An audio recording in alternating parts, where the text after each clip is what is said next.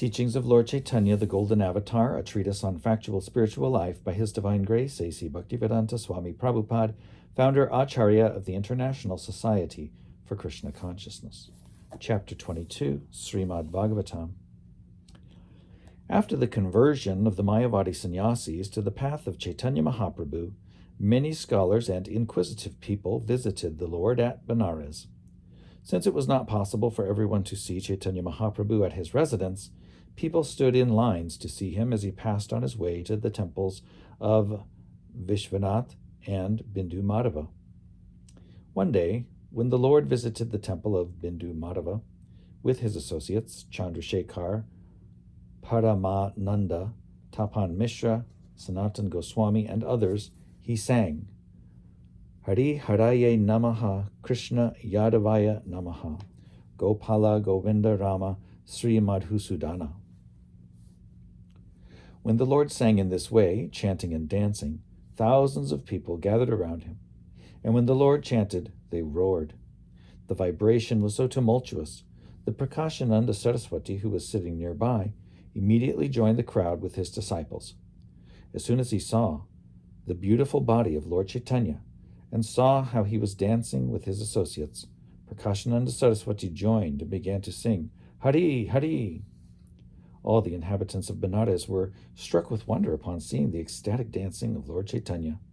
But Lord Caitanya checked his continuous ecstasy and stopped dancing when he saw the Mayavadi sannyasis. As soon as the Lord stopped chanting and dancing, Prakashananda Saraswati fell at his feet. Trying to stop him, Lord Caitanya said, quote, Oh, you are the spiritual master of the whole world, Jagadguru, and I am not even equal to your disciples. You should therefore not worship an inferior like me, for actually I am not even equal to the disciple of your disciple. You are exactly like the Supreme Brahman, and if I allow you to fall down at my feet, I will commit a very great offense. Although you have no vision of duality, for the sake of teaching the people in general, you should not do this, unquote.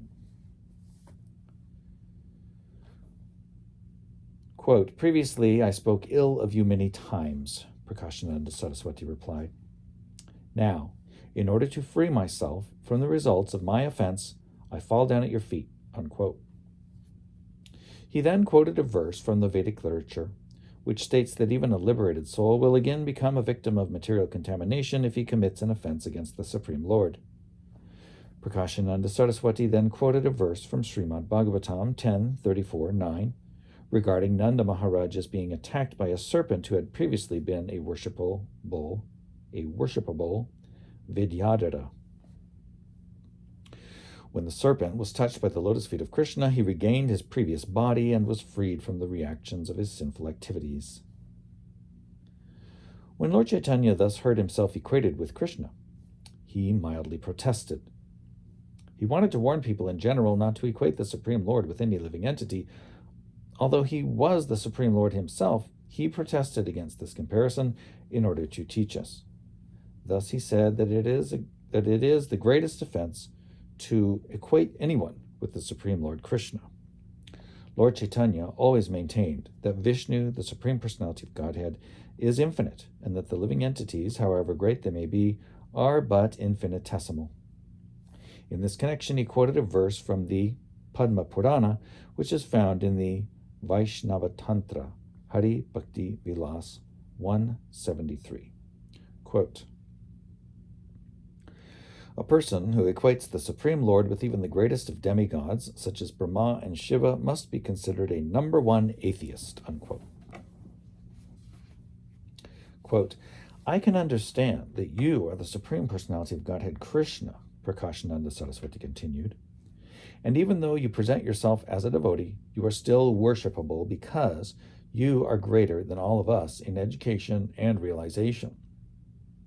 Therefore, by blaspheming you, we have committed the greatest offense. Please excuse us, unquote. How a devotee becomes the greatest of all transcendentalists is stated in Srimad Bhagavatam 6:14-5. Muktanam apisidhanang narayana parayanaha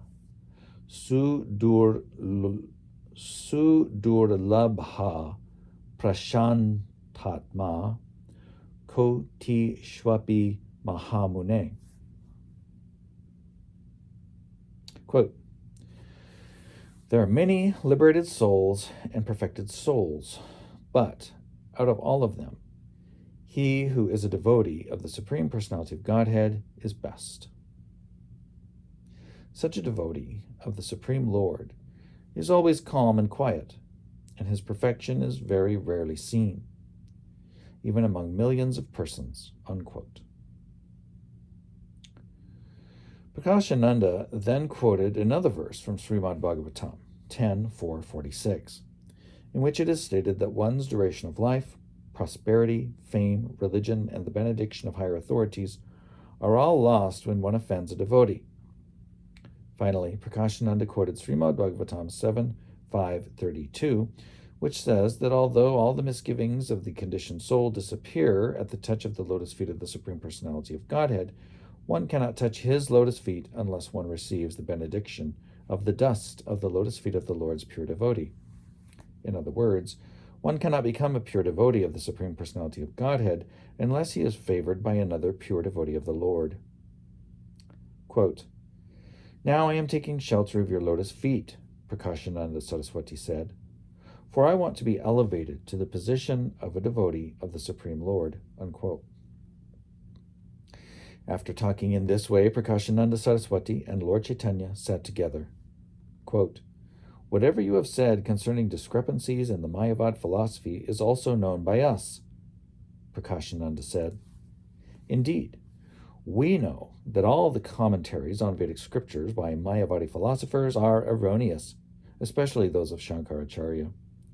Shankaracharya's interpretations of the Vedanta Sutra are all figments of his imagination.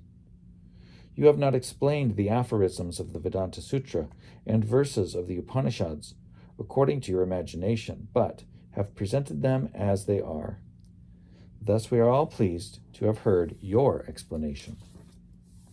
Such explanations of the Vedanta Sutra and Upanishads cannot be given by anyone but the Supreme Personality of Godhead. Since you have all the potencies of the Supreme Lord, please explain the Vedanta Sutra further so that I may be benefited. Unquote. Lord Caitanya protested against being called the Supreme Lord. Quote, my dear sir, I am an ordinary living entity. I cannot know the real meaning of the Vedanta Sutra, but Vyasadeva, who is an incarnation of Narayana, knows its real meaning. No ordinary living entity can interpret the Vedanta Sutra according to his mundane conceptions. In order to curb commentaries on the Vedanta Sutra by unscrupulous persons, the author himself, Vyasadeva, has already commented upon the Vedanta Sutra by writing Srimad Bhagavatam. Unquote. In other words, the best explanation of a book is written by the author himself. No one can understand the author's mind unless the author himself discloses the meaning of his words. Therefore, the Vedanta Sutra should be understood through Srimad Bhagavatam, the commentary written by the author of the Vedanta Sutra. Pranava, or Onkar, is the divine substance of all the Vedas. Onkar is further explained in the Gayatri Mantra, exactly as it is explained in Srimad Bhagavatam. In the Bhagavatam, there are 4 verses written in this connection, and these were explained to Brahma by Lord Krishna himself. In his turn, Brahma explained them to Narada, and Narada explained them to Vyasadeva. In this way, the purport of the verses of Srimad Bhagavatam has come down through disciplic succession. It is not that anyone and everyone can make his own foolish commentary on the Vedanta Sutra and mislead his readers. Anyone who wants to understand the Vedanta Sutra must read Srimad Bhagavatam carefully. Under the instructions of Narada Muni, Vyasadeva compiled Srimad Bhagavatam with the purpose of explaining the aphorisms of the Vedanta Sutra. In writing Srimad Bhagavatam, Vyasadeva collected all the essence of the Upanishads, the purport of which was also explained in the Vedanta Sutra. Srimad Bhagavatam is thus the essence of all Vedic knowledge. That which is stated in the Upanishads and restated in the Vedanta Sutra is explained very nicely in Srimad Bhagavatam.